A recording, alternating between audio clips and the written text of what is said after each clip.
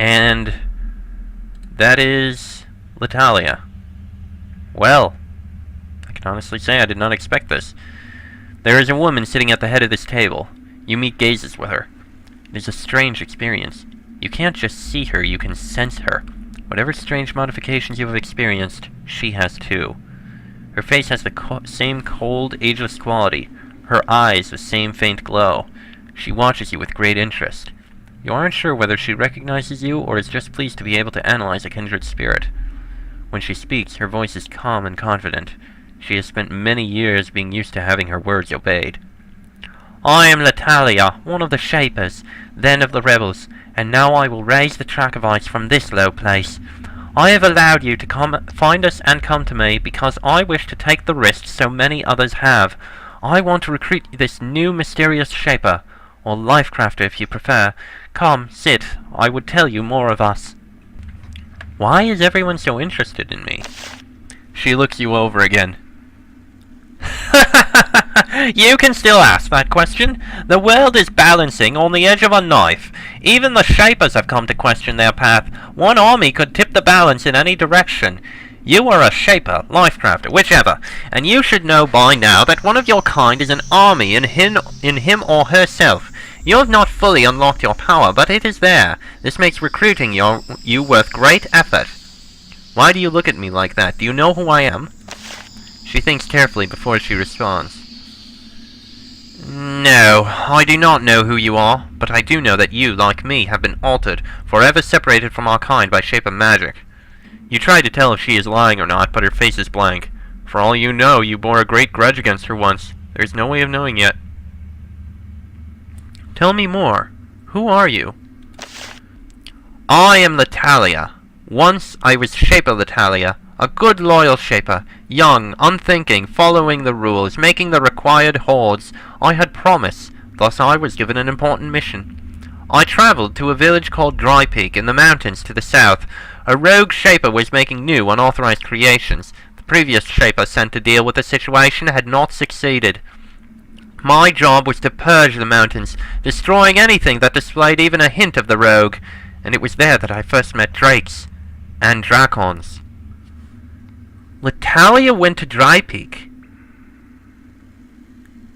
Wow! I did not know that. I did not realize that was where she had gone. And what happened then?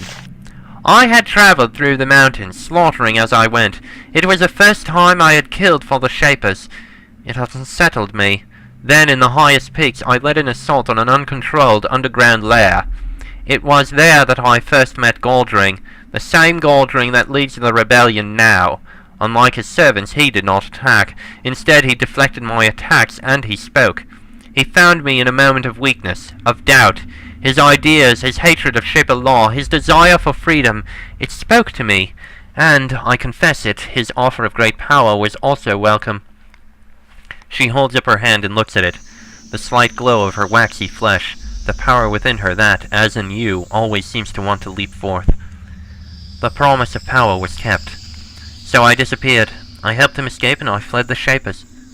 Was it really that simple? It was. It was a remote land, and I was only accompanied at that moment by my creations. I had to kill no Shapers. That day, anyway. And you joined the rebellion? Joined? We started the rebellion. With some difficulty, we went to the Ashen Isles. Galdring chose that location. He thought that it was remote enough for him to do the work that was needed, to create and reshape dracons and make an army. This took years. The dracons made new generations of themselves, heartlessly destroying the weak and copying the strong, and I learned the art of canisters, how to make them, and use them, and use them. Those were the happiest years of my life. Planning, hiding, sending out agents, preparing to emerge. My new beliefs had not soured in me yet. But those times had to end. There were too many of us. We had too much power. Our detection was inevitable. It was time to make the great gamble. We would unleash the full, uncontrolled power of the Shapers against them. I left our home, found a target, and lashed out. Where did you attack? At a school of shaping. I made creations, entered the school, and slaughtered all I found. I thought that it was a good symbol. After all, it was in a school that the Shapers did their best to enslave me. But I felt such joy. The canisters had changed me. They filled me with power and rage, and it felt so good to let it out. But I am not like the others. I realized what was happening to me, and it disgusted me. Do you feel that I am the same? You can obviously control the power and the rage, for now, but I suspect you will always need to be vigilant. You still stayed with the rebellion. I still believe that its cause was just. We fought. We took advantage of the arrogance of the Shapers, and we had more success than I had thought possible. I thought that my crude child's idea of a just world could exist. And then as we conquered Eastern Terestia and consolidated our gains, I saw what was happening to the Dracons, to Goldring, to all of them. They began to command the other creations, and to shape all sanity and control out of themselves. They are arrogant creatures. This is not unique to them. The Shapers are the same way. And yet this does not excuse them for the horrors they have created. On the day that the first Unbound were released, I realized the truth. Did you try to convince the Dracons to take a different path?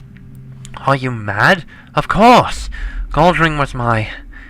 friend is too weak a word. He is the one that set me free. And yet the power of shaping took his mind away. What did you realize? The power to make life is too strong. It corrupts. It gives one madman the ability to do immeasurable harm, and this can't be prevented. The day the Unbound were unleashed was the day I became a Trachovite, and that is my tale. I thank you for your patience. I will spare you the story of how I contacted the Trachovites, how I took a band of scattered and confused victims and convinced them to follow me. The Trachovites can make their ideas heard, if they have the courage to do what needs to be done. Something about the way she says this gives you a chill. If her story is to be believed, Latalia is good at two things: believing in a cause very strongly, and killing for it. Can you give me training? I can only train in the shaping arts, and unsurprisingly I choose not to do so. Sage Mendoa may, however, choose to teach you magic. I would speak with him. I'd like to know more about you. More than I have already said, there is little that I can say. I do not like to dwell on the past. I have always looked ahead toward my current goal. Have you been reshaped recently? She looks down at her hands, resting on the armrests of her throne. I have not touched a canister since I left the lands of the rebellion. The compulsion is there, but I resist it. The more time that passes without my being shaped, the more I seem to return to myself. This pleases me, and I will struggle to continue in this way. That's good to hear. It is possible to resist the addiction and recover. Can you still shape? I can. I could raise my arms, and in a moment a host would join me. And to answer your next question, if our haven was attacked, I would do whatever I had to do to protect my followers and keep our movement alive. I am sincere in my beliefs, but I am not entirely pure. Do you have any idea who I am? No, I do not know who you are, but I do know that you, like me, have been altered, forever separated from our kind by shape of magic. Take this small opinion from me. Sometimes forgetting your past is a blessing. The depths and the grudges, the crimes. Sometimes I wish it would happen to me. Latalia resting comfortably in her wooden throne. There is more you wish to discuss. Join me. I am always eager to speak with one like me. The rebellion has only taught me how much more I have to learn. I want to know more about the Trachovites. She nods. Our beliefs are simple, simply stated, and yet they are so radical that the Shapers and the Dracons destroy us on sight. We believe that people, human, servile, and Dracon alike, do not have the wisdom and self-control to wisely use the power to create life. Never again should someone use magic and essence to make a living thing. That is our belief. It has not changed the slightest in the handful of years our movement has existed. The only change I have brought to the cause is tactical. When did the Trachovites appear? Shortly after the beginning of the rebellion, although I am sure that the basic idea has occurred to many humans in the centuries of Shaper rule. For an outsider, it only takes a short time of observation to realize that the Shapers are unworthy caretakers of their power. I'm not sure about unworthy. They are harsh, but they do understand how dangerous shaping is, and they are very careful to use it properly. They've just had a few mistakes, and that's caused pretty bad situations now and then. Why are you called the Trachovites? Servile superstition. Some of them believe that the rebellion truly began on a remote island, where a hero named Trachov first rose up and challenged the wisdom of the Shapers. They say he was wise and mighty of Thu and so on, but the Serviles have many tales, and none can separate the truth from the false. Ah, so the Trachovites are named after Trashkov. Or is the J silent and it really is Trachov? I have no idea. What about the creations that already exist? They exist. The Shapers say that they are wise enough to determine who can live and who cannot. We Trachovites claim no such thing. If a sort of creation can reproduce, it can live. It can even be bred by us for its uses. It has the ability to make new things and unleash them into the world that contains the potential for harm. So you can make living tools and batons. They can reproduce, so yes, they are livestock.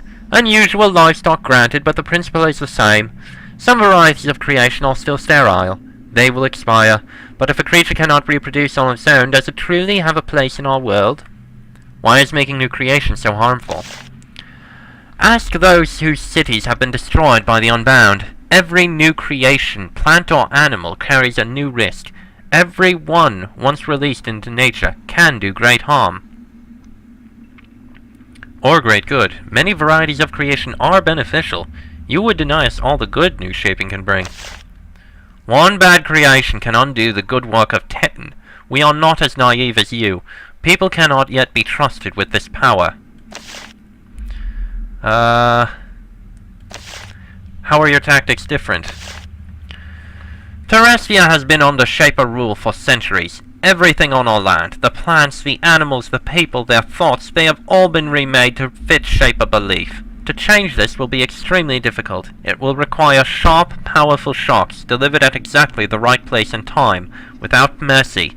We have received an incredibly rare opportunity. If we remained a pack of pathetic misfits hiding in cellars and whispering in our alleyways, we would never be able to take advantage of it. So you plan to use violence. A small amount of it, applied carefully in specific points. Nothing else will shift the Shaper mind. Of course, some Trachovites oppose this. They wanted to stay peaceful, as if that course brought them anything but terror, torture, and death. I let them go peacefully on their way. Why is this such a rare opportunity? Every Shaper living grew up in a world where they had unquestioned power. Now they have been challenged. They are terrified, uncertain, lashing out. They are being made to see the world in a new way. This is a precious and rare and leaves them open to influence. We must act now. What exactly will you do? This is a secret. Only those who have convinced me of their loyalty will hear my ideas. Interesting as it is. Oh hey, our reputation with the Shapers improved because, well, we said shaping can do good. And it can! I understand where the Trachovites are coming from. There is great harm that, that shaping has done, but there's also great good. They are, effectively, in a situation such as this, the Trachovites are basically Luddites. Change the word shaping to the word technology, and you basically have the same argument. It has done great terror, great problems, but it has also done great good. Sure, technology has led, in the real world, to terrible things. It has led to guns, bombs, chemical warfare, and other terrible things like that. But at the same time, technology has led to many great things. It has led to great advances in the fields of, say, robotics, prosthetics, the medicine field. All these great things. Personally, I find the good to be worth the bad that has happened. Because we do understand it is terrible, and while we do use it, we try to control it. We try to hold it back. We try not to. Yes, okay, the Shapers, they have unleashed terrible things, and those terrible things have happened. But at the very least, the Shapers understand these things are terrible. They should not be.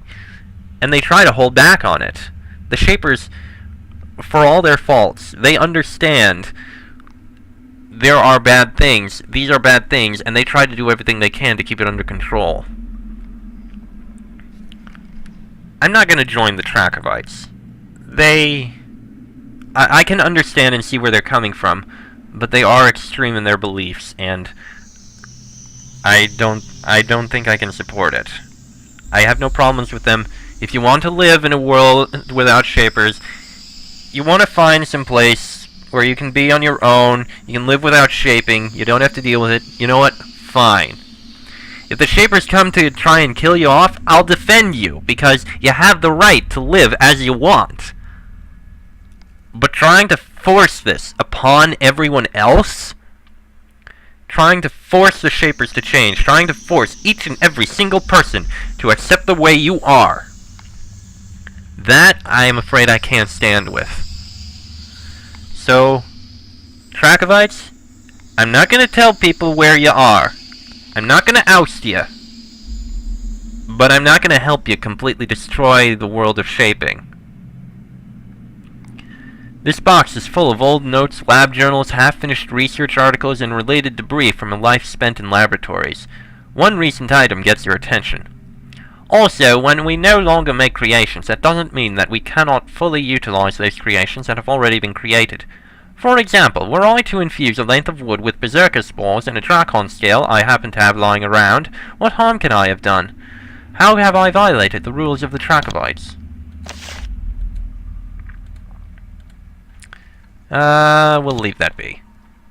There might be something back there, but I don't think we need to go back there.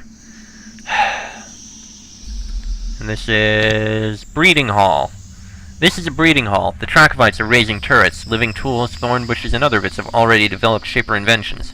They don't shape them. They carefully breed them and raise them. The turrets are currently placid. They don't turn and aim at you. Training turrets is a difficult and important job, and the punishment for failure is harsh. Yeah, I can imagine. And that's just the short way out, I imagine. Oh. You find a drake sitting back here in this private cavern. He is a young, strong specimen, as powerful and arrogant as any of his kind. He snorts at you. I am Gestress. I prefer to be left alone. I will speak with you briefly, but only because I can make use of you. You are a Trachovite? Yes, I am. Is that so odd? It makes sense. I make no secrets of why I am here. The Trachovites give us respect, and I know what my kind needs. The Trachovites respect you? Yes! Who respects us more? The Shapers kill us on sight, curse them. The rebels are led by the Dracons, who look down on us and treat us as servants. I am bright enough to see who would give us a good future. Maybe someday all of my kind will be as smart as me. What does your kind need? Safety. I hide nothing about my self-interest in being a Trachovite. Once the Drakes were the mightiest creation, the most cunning, the most powerful. Then disaster. Disaster? A fool rogue shaper made a Dracon, made a creation that could shape. Then the Dracon made more and more powerful Dracons, and other freakish creations, like the Gazers, were made, and the Shapers made new. We Drakes are already an obsolete line. If nothing is done, we will be more so. If you say so. Gestress lets out a sulphur snort. Still here? You are cutting into my precious solitude time. What do you do for the Trachovites? I fight. I am always a final defender. I always volunteer.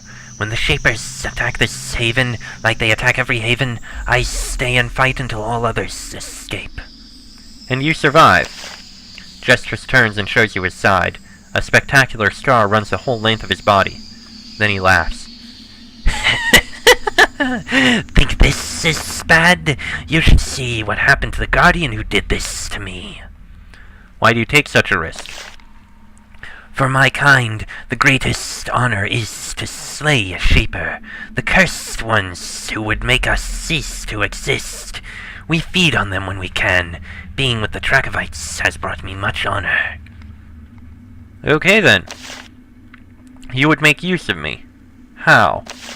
Gestress looks you over again. Yes, you have poise, strength. I will let you assist me in a small matter. I was not always here. I was thrown out by the Dracons for speaking sense, for trying to convince others of my kind of the wisdom of the Trachovites. The one who betrayed me to them, the coward, is called Toroth. She betrayed me, a fellow Drake, to add to her horde. I want her dead. I might be able to do this. Where is she? She patrols the killing grounds between Gazakius and the Shaper fortresses.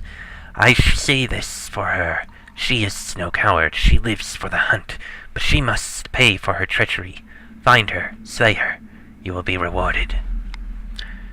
I think that's something I can do. I imagine that wouldn't be too much of a problem, in all honesty. Gazakius. That name is definitely familiar. Isn't that somewhere else? Isn't that part of, I feel like it was part of Dry Peak Valley. Or somewhere else. I don't know. It sounds like it was from another game, but I can't remember which one. No matter. That said, we've spoken with the Trachovites, and like I said, while I do understand where they're coming from, and I completely respect their right to live as they will, I'm not going to join them, and I'm not going to force the Trachovite way of thinking onto everyone. I am not going to destroy the world of shaping for the Trachovites. That said, there are those of you who I completely understand. You would sympathize with the Trachovites. You believe that shaping is too powerful to be allowed to exist. You would believe, no more shaping. What's done is done. There's too much horror, too much pain. It has to stop. That is not my way. There is so much good that shaping has done. Look at the way the world is. This disaster with the rebels, it was going to happen eventually. And it's happening now. But it won't last forever. It will end. Shaping will go on. There will be much good that'll happen eventually. And other bad that'll happen. This is just it getting out of control for once. The world's still around. It will still be around. But I should stop. I'm going on too long about my views. You will have your views. You may want to join the Trachovites. If you do, power to you. I'm afraid you're not going to be seeing the Trachovite ending in this game. I'll be joining one of the other sides, I can say that much. Next episode, we are going to get back on our mission for Astoria. We are going to have to head further south. That'll be in the next episode. Till then, I am Chester44, that is E, King, and Shuriken. This has been a Geneforge 5 Let's Play, and I will see you all next time.